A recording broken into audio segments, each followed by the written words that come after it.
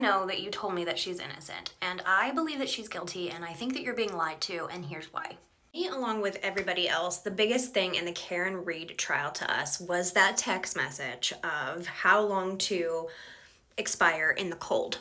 What you don't know is this is wrong, and I'm gonna tell you why, so stay with me. But first, girl didn't even know if she did it or not. She confessed to a lot of different people at a lot of different times, saying that she thought that she did it. Don't get me wrong, I don't think that she did it on purpose. I don't think it's what the prosecution is saying, where it was like she got out of the car and did something. No, I think it was an accident. I think she was very, very intoxicated, backed up, and accidentally hit him.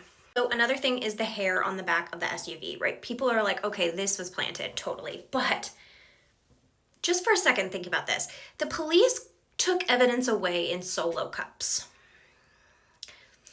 I just don't think that this is an operation that is planting a hair and not knowing if it's going to stay or not. You know what I mean? There was a lot riding on that, and I don't think that they are that sophisticated. Sorry. The glass evidence that there was glass beneath him, that there was shards of the taillight there. And I know you guys are gonna say it's planted, but again, I'm just gonna go back to like, do you think?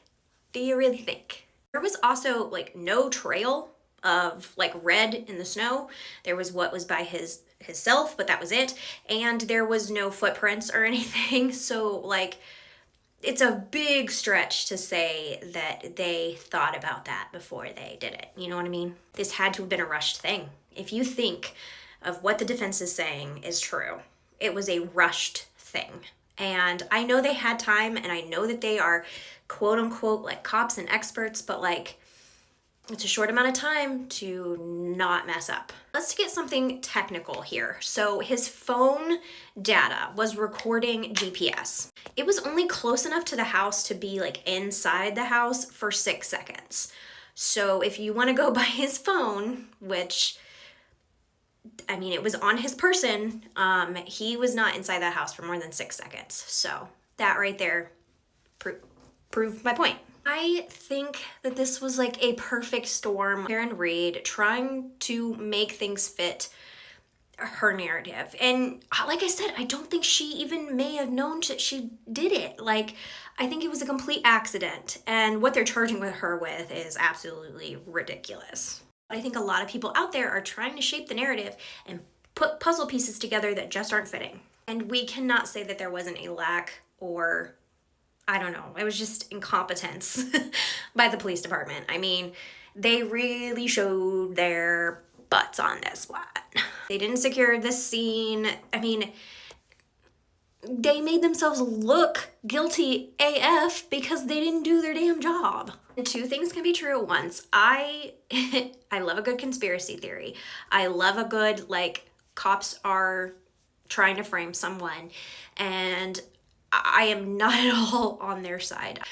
But I also think she did it. So two things can be true. These were also just really bad guys in general, because this police department, one of them was trying to find pictures of her. One of them was trying to get with her, and the whole other part couldn't secure a scene. So there you go. And I think the next thing is just that it's a weird scene.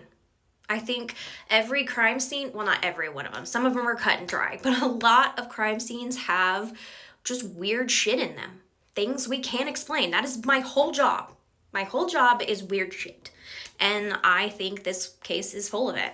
Oh, the moment you've been waiting for, let's get to that Google search, because this right here is what proved to me, okay, like I think she did it, and I don't think there was any framing. He was found at 6:10. Yes, the tab for the search was opened at 2:24. But that is like opening your Google search and searching for like funny dog memes, and then later going back and that same tab you write da-da-da-da-da. That's what happened.